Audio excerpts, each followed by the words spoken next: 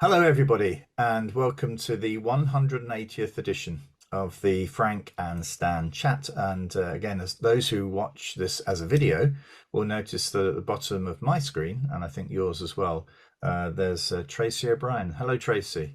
Hi, Tracy. Hi, good morning. Hi, Yeah, Stan. Hi, Frank. yeah, thank you for joining us. I think Tracy and I think we've only met once face to face, and that was in London, I think, last September. But Tracy's got an interesting story, and some of that is around it influences some of my sort of previous work and some of Stan's previous work. So before we get into introducing Tracy a bit more, just ask Stan, you all right this week? Everything fine? No Yeah, illnesses? no illnesses, no. A slight pranging of my wife's car yesterday, which, um, Were you responsible for that? yeah, Oh, totally. It's one of those where really you can't do anything but own up to that, can you really? Well, not when she was sat in the car with me. Was it just a slight little bump It's a slight scrape down the side of the car. on no. your side or her side? On the Also, I tried to get through a gate that wasn't quite wide enough. right, right.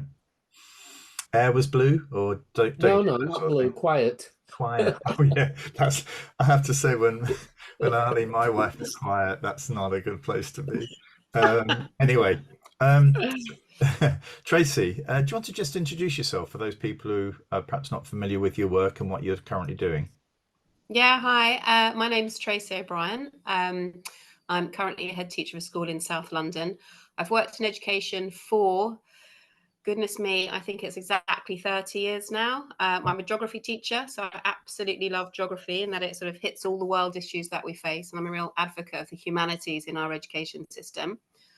I've done most roles, so I hope that I have quite a good understanding of all the different elements of how, things that you do at school impacts on different people at different levels. I've always been interested in the impact of what we do and measuring impact. So I think, I've always kind of followed the teaching and learning route, CPD. I've done quite a lot of work back in the sort of 2000s with London Challenge, supporting schools. I was an advanced skills teacher. I did a bit of work with David Woods and Tim Brighouse around sort of London Challenge and supporting schools. And I'm really, really always sort of passionate about stuff that you do for a purpose, which is around the learners and the staff and the families. And a couple of years ago, I sort of took that to my word, and I wrote a book about school self-review, sensible school self-review, because I was absolutely guilty in the past of being obsessed with evidence and folders, and making sure there was a form for everything. Before the days of Microsoft Forms, they were all on paper, and I collected them all sort of religiously. Um, and I thought it was great. I thought that, me collecting all this evidence about what we did was brilliant. And of course, it was exhausting. It was exhausting for me, but more importantly, it was exhausting for all my peers who had to hand all this stuff in. So I had a complete sort of change. And actually, it was instigated by an Ofsted visit where the inspector sort of came into my office and saw all the shiny folders. And I was like, awfully proud. I was like, look at all the work I've done and the evaluation of every single thing. And she just shook her head and she was just like, and? And she was really sound. But she said to me, okay, so you're in charge of teaching and learning in CPD. Let's go and see a maths A level lesson. I did maths A level, but a long time Right, ago. right. So I was like, oh no, how am I going to judge a maths A level lesson? And she said, if you agree with what I say, then I will trust everything you said about the teaching and learning quality in this school. And I was like, oh my gosh. Wow. So we walked across to the lesson. I, I, I've got to say, I was probably quite terrified because it really did land on me. I was the deputy head for teaching and learning. The lesson was hard. I can't even remember what it was on. But it was smashing. It was really, really smashing. The kids were really engaged. And I came out and I thought, oh, what am I going to go for? Am I going to go for good? Am I going to go for outstanding? And I came out and I said, I thought that was a brilliant lesson.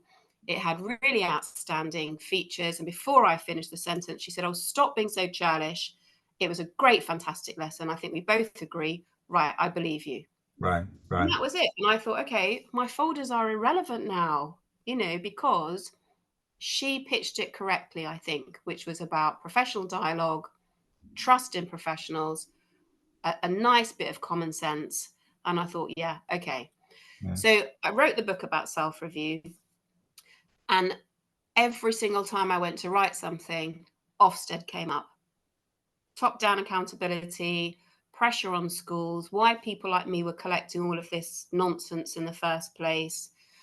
And so then last year I had to write the book about Ofsted. Ofsted, So, yeah, which is it's called called Rethinking School Inspection. Yeah. Yeah. Which I found what was so nice reading that book was the emphasis you placed on self-evaluation. And in a way, the story you've given there is perhaps Yeah. indicative of, I think for somebody who, I created the self-evaluation form, which was actually just a paper form and then went online, and Stan's going to he's going to dig out a copy here. But it was really just meant to be a very short statement about, what the general view of the school was about itself, identify a few areas that you're currently working on and why. But there we are. That's because I appear in it.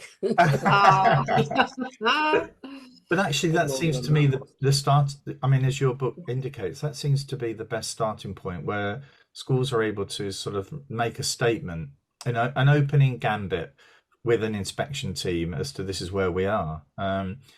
Not with, and I think what happened is when the self-evaluation form was introduced, it became more like an academic exercise to make sure that, oh, you've got to use this word, or you've got to use that word, or there's a big emphasis on this. So perhaps we ought to, instead of it just being an evaluation of how effective the school was.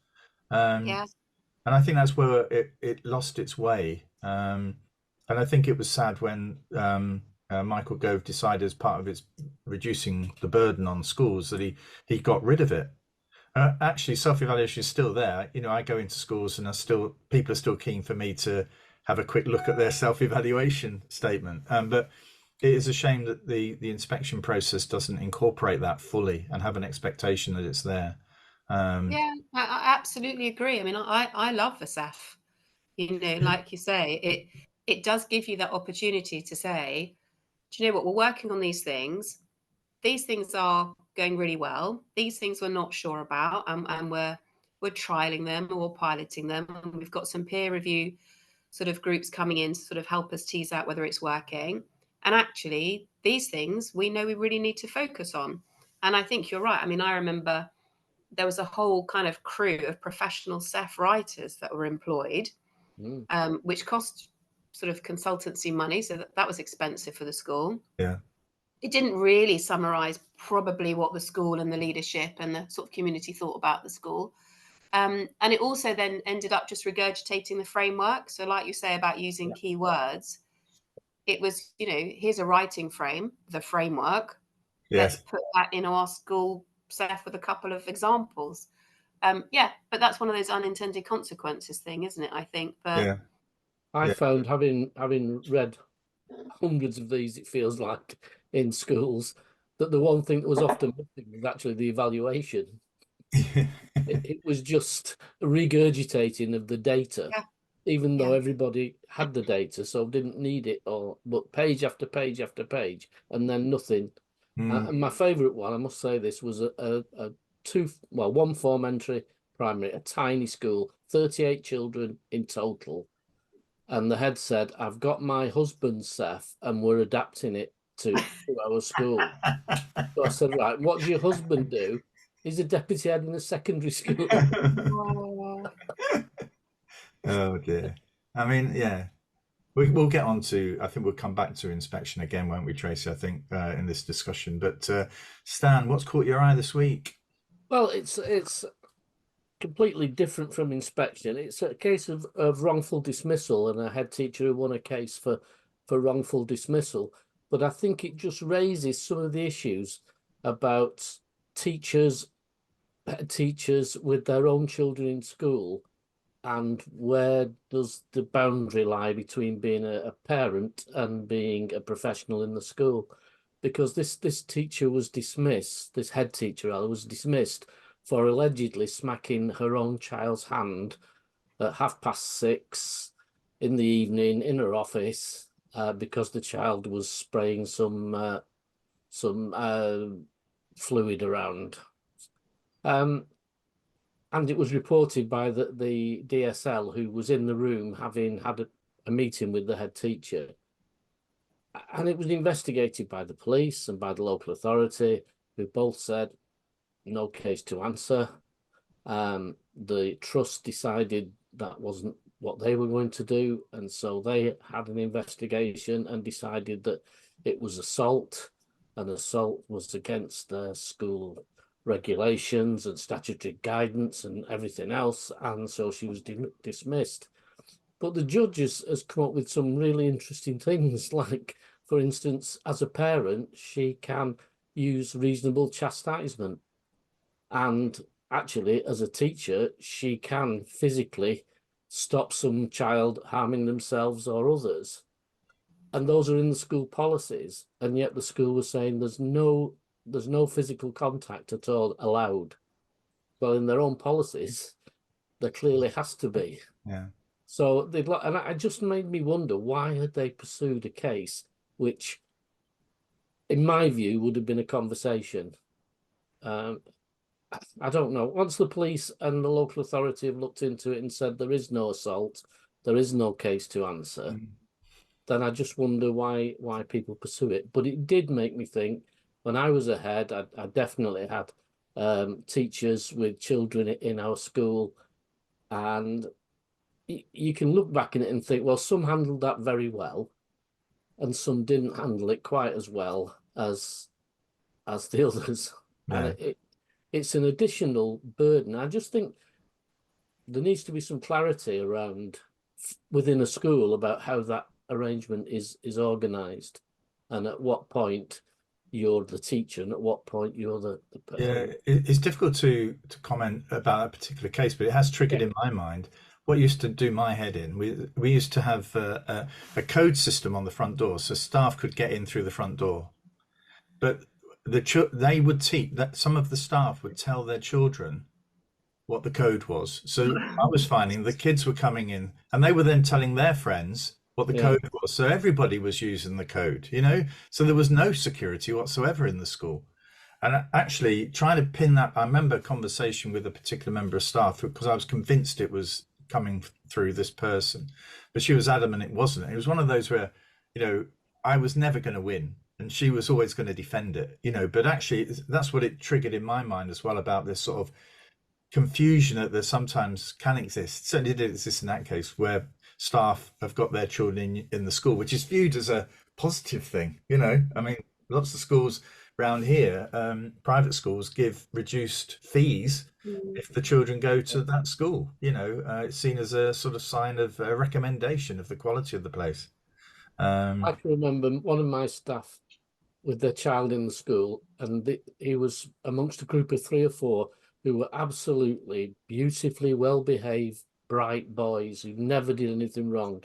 And at one point they got sent in by the welfare for up to something, so they were stood. The first thing one of them said was, "What do we do? Because we've never been in this situation before." 10-year-old, "I've never been in this situation before, Mr. Johnson, what do I do?" And then, so the 3 of them were there, so they ended up all crying. And mum comes in, hugs 3 of them. That's a member of staff. A member of staff. Her child with a hug, with a look that you're in trouble later. Okay, Tracey, what's caught your eye this week? Well, just to sort of finish on that point, I sort of think 2 things. I used to work in a school when I was a deputy head where my daughter was in year 7. And it was a big school, so she was easily lost within that cohort. But she did used to kind of sneak in at break to try and find my office, where she wasn't really supposed to be, for snacks. And I did have to say to her, this is not on, you know, no other students are allowed in this part of the building. She's like, yeah, but I'm starving. I'm like, well, let's remember to pack your bag. So I had to kind of batter off because I thought I can't be seen as, you know, the exception, and I didn't want her to have that kind of reputation either. So I was like, get out, you know, go and do your own thing. But going back to that, and obviously I can't talk about that case either, but I guess the thing is with the safeguarding thing, if you're the DSL, that's what you have to do, don't you? You have to. Yeah. You're told to do that. You know, so whatever the circumstances are, you have got to do that. And I guess I remember an awful case of a parents' evening. So there wasn't the clash between it being a teacher-parent, but at a parents' evening, one of the teachers says something to the parent, and the parent walloped the child in front of, you know, everybody in the hall. And so whatever that scale is, the DSL is bound to report on everything, aren't they? And so, yes, I think my point is not so much the DSL. It's once the police and presumably the safeguarding team at the local authority have investigated it and found no action necessary. Yeah. That the trust then decide to push it further. Yeah. Yeah, it's always what you don't know, isn't it, with all of this? You know, you just don't know the backstory. So, yeah, Tracey, what's caught your eye? So mine is today, obviously International Women's Day, but also the big listen. So one of the things that, you know, when I was doing the research for the book about Rethinking Inspection, I've got a very good friend of mine who's a deputy head in a special school in Belfast. And she would talk quite often about the inspectorate over there and the strikes and the lack of a government and all of the above. But there was a real strong movement from the profession, the education profession, that the inspection should halt until lots and lots of talks had gone on about reframing the entire process from sort of top to bottom and horizontally. And I thought that was exactly what we needed. You know, there's so much. Last year, the year before, it got to the point where you just didn't want to hear the word. There was so much negativity about Ofsted. I guess some of the things that people liked about it were being swamped. And so one of the things that I've called out for, and many other groups and individuals, is can we please have a consultation about Ofsted? And actually, the big listen, I hope, could be the beginning of that. So I know it's probably due out today. I've read a bit. There was stuff published at just gone midnight last night. I wasn't staying awake on purpose, but there were lots of stuff, you know, ready to press send. I've looked on the DfE website, you know, the government website. Schools Week have mentioned something. So it'll be really interesting to see what that consultation is about. There's a lot of what I've read which I'm not sure about, which is around what do parents say, what do parents want, what are parents going to feel about this. I know there's a lot of opportunity for student voice in there, and I know that Sir Martin Oliver is really keen on safeguarding disadvantaged, looking after vulnerable pupils. So I'm hoping that that really comes through.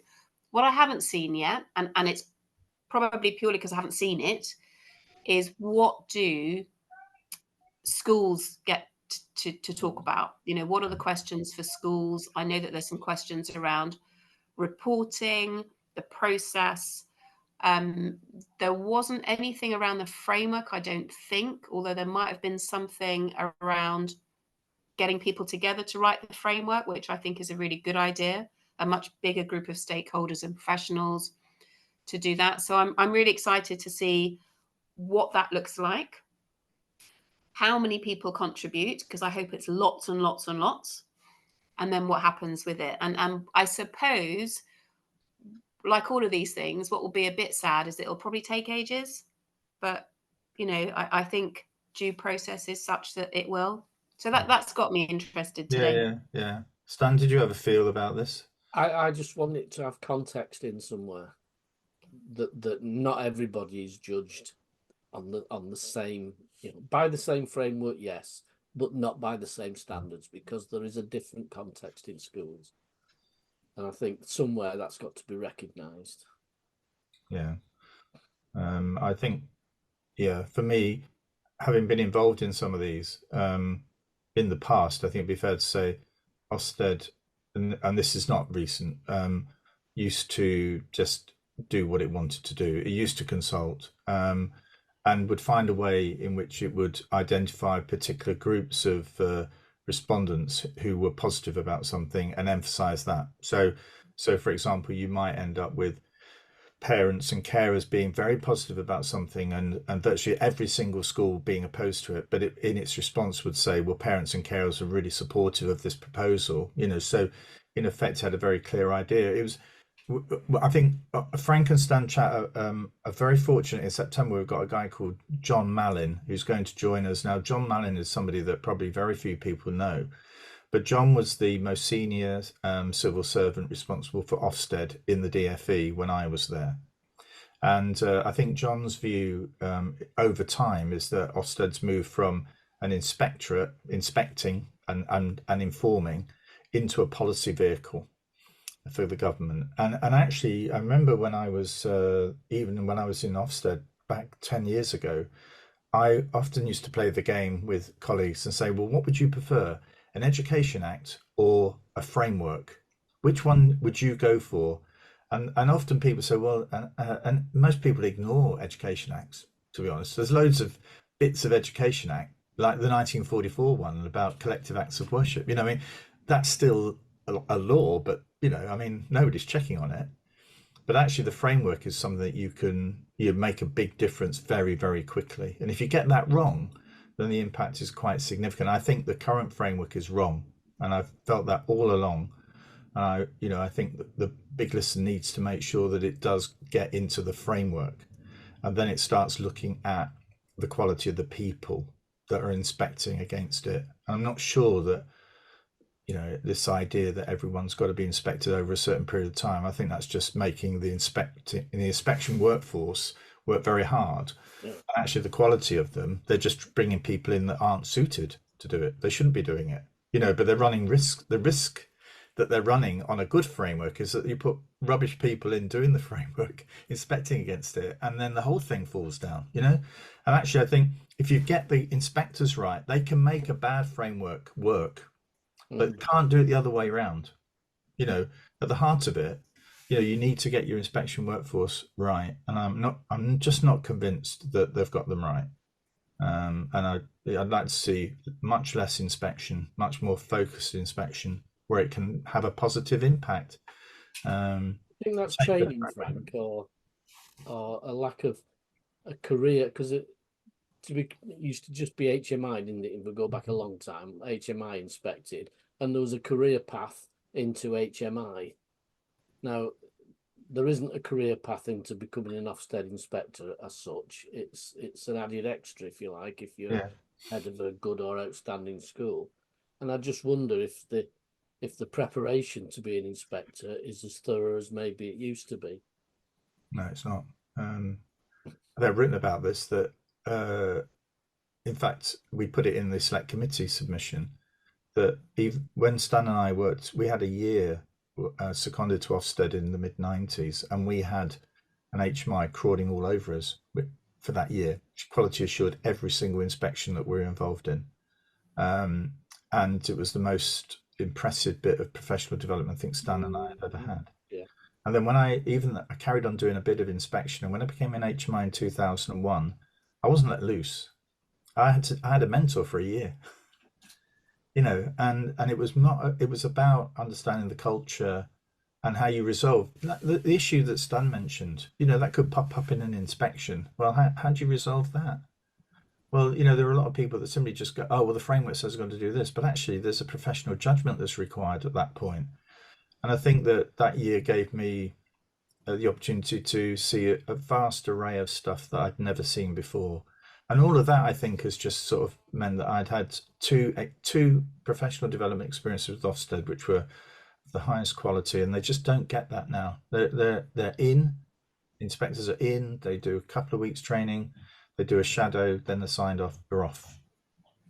And the HMIs don't stay for any length of time at all. I mean, apparently the average length of time for an HMI now is 3 years. Wow. So it's seen as a stepping stone, isn't it, Stan? I think to to something else. Trust CEO role, education director role in a trust or whatever. It's they're hemorrhaging all of the talent. They've lost a lot of good talent. A lot of expertise has left. Because they I think, sorry. I could rabbit on for years about this. You carry on, Tracey. Well, picking up on that point about sort of CPD, I think a lot of head teachers absolutely want somebody on their leadership team to have the insider knowledge, because that's a really valued kind of thing in schools. And that actually, if we're gonna use this framework and go along with this process, that actually, if I've got somebody on my leadership team who knows the ins and outs, who's been in those conversations as little as they are now, that can only be helpful. And actually, if you're an inspector coming in and you know that somebody is a peer of yours in the inspection process, you're probably likely to be a bit more aligned in your views about things. And I think picking up on something, Stan, you said about context, that's absolutely key, isn't it? Because I've met inspectors who have only come from a particular environment, who have no understanding of what it's like to work in one of the toughest sort of inner city schools, and think, crikey, this is mayhem around this place. What are you doing? The children are this and that. And you're like, actually, we're doing quite a good job. They're all in. They come in every day. We have all our systems in place to make sure that the support is put in where necessary. But we can't fix every single thing right now from the age for 11 to 16. And we play the long game. And if year 7 are, doing these sorts of things, actually come and look at them when they're year 11 or year 13 and how transformational that experience has been. And I just find that a bit sad that sometimes you can't communicate with an inspector about the challenges you've already overcome to get where you are. And that feels a bit sort of demoralizing, that you think, well, actually, you're still RI. Yes. Yeah. And the issue that they often throw at you, as soon as you say, but these are sort of more challenging children, the issue they throw at you is you're putting a ceiling on these. No, I'm really not. But I can try as hard as I can to sprint, but I'm never going to beat Linford Christie, no matter how hard I try. But don't judge me on Linford Christie. Judge me on how much better I'm getting with my sprinting. Articulating that actually is probably the most difficult thing. I remember doing a presentation for Northern Powers Partnership with a number of business leaders and local authority leaders in Bradford, and the CEO of Bradford Council sort of attacked me for suggesting that she said, I expect the same standards here as there is in Windsor and Maidenhead, which is my sort of standard local authority that I go to when I want to draw comparisons with those that have and those that don't. But I was trying to get across that I really have got the expectations that kids in Bradford and other places can actually achieve, as well as other kids at a more favourable position. But actually, the reality of it is that there are more hurdles. There are the hurdles are higher and they're more frequent, and I think for me that children that do make it, that they are, some of these are outstanding children, really, really amazing kids, and but because there are so many hurdles, that unfortunately some kids can't get over the hurdles. And sometimes it's nothing to do with them, is it? And I think what was interesting today is the point I was going to make was that Kevin Collins' article in the Times Education Supplement, again making the case that we're underestimating the current social fabric that young people are growing up in, and in a way, it was quite encouraging to read Sir Dan Moynihan, not somebody that I generally have favourable comments about, but saying that today, that actually there are just so many obstacles for young people. And in a way, spinning it back to inspection, unless you've got people inspecting who understand that and believe that, you're going to have a problem with your inspection workforce. You're going to get some judgments way wrong. And again, I feel as though it's all woven, Stan. It is all around the context, isn't it? I was just going to say, in probably misrepresenting Ken Robinson, it's also the fact that still the ultimate is to go to university. Yeah. And we sort of focus everything for that. And unless you get to university, somehow you've been a failure. And I think we've got to rethink that as a country, to say, maybe getting a degree isn't the end of the education process. Maybe there are other exits that are just as valuable, and in fact, in some cases, probably a lot more valuable. Do you know, one of this is a great thing about one of my successes this week, okay, and I've had quite an interesting, varied week this week, including sort of, trying to support somebody getting an honour. All right, so I was really, it was a nice session yesterday trying to do that. But actually, my biggest achievement was actually making a pallet into a garden sort of plant stand yesterday, and that involved just using a jigsaw and a few nails and a drill. It sort of summed up for me, what the sort of enjoyment of life, and what the meaning of life is, because I got much more enjoyment out of that than most of the other stuff that I'd done all week, and it was just a practical thing. My wife wanted it. I was giving pleasure to my wife, and it involves some sort of practical, handy stuff. You didn't knock the nails in with the drill, did you, Frank? By the sound of it. That's where it went wrong. Now, I have to say, it's not been tested yet. So the plants haven't gone in. The plants haven't been watered. So we'll see. I'll give you an update, Stan, in a couple of weeks as to whether or not that does withstand the pressure of planting. This is one of those terrible unintended consequences of a framework, isn't it? Because it is. You put the pressure on EBAC and you remove the investment in the arts and the tech. And I know several schools that don't have any tech equipment in school. I agree. I was shocked. I was so shocked. I went to a school in the northeast and I saw a lathe. I nearly fell over. Yeah. Fell over. In the school I'm currently head at, we have the most amazing DT block. It's got 2 huge workshops. The students are constantly using the machines. Some I probably would be too scared to use myself. There's 2 huge food tech rooms. There's all of that stuff. But equally down the road from where I am, there's an outstanding secondary school. It hasn't got a single food tech room, DT room, or anything. And I think we are absolutely dispossessing young people as a consequence of the frameworks. Yes. Of being able to do stuff in life. So yeah. And the point is, Tracey, or not giving our talented musicians and artists the value that they deserve. I might not be very good at English, therefore I'm failing. The fact that I can play 7 instruments and is irrelevant to that. And I'm biased. My son's a music teacher, I wrote to Teacher Tap. I wrote to Laura McInerney because I'd like to know the makeup of senior leadership teams now. What in secondary schools? What subject areas are they coming from? I'm very, very lucky.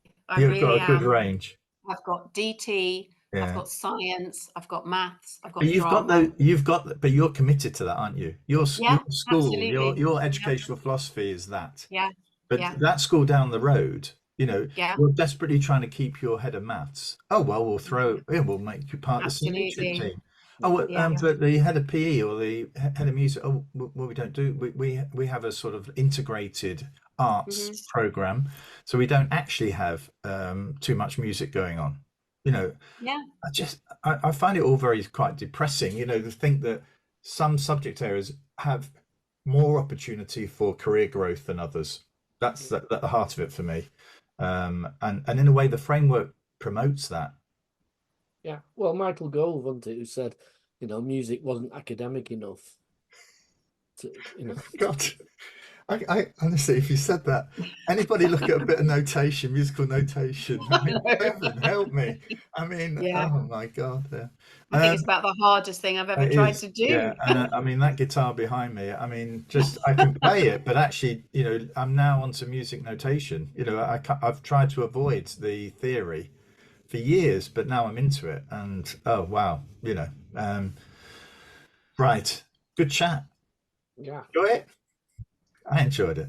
And I think we're back next week, Stan. I think we are. I can never quite keep track of where we're up to because people, oh, that's right, because people sort of drop out and whatever. And so we then have to find replacements. But as I said before, we've got guests lined up now until September.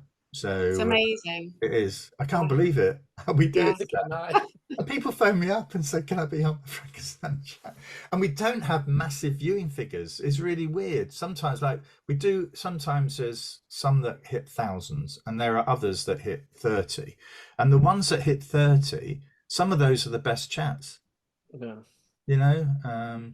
But anyway, you've been a great guest, Tracey. Oh, thank you very much for inviting me on. Yeah, It's been lovely to be here. And we would love to catch up again in 2025 to see what impact the big listeners had and to sort of get your insight again. So anyway, until next week, everybody, have a good week and all being well, we'll see you then. Take care. Bye-bye. Thanks. Bye. Bye.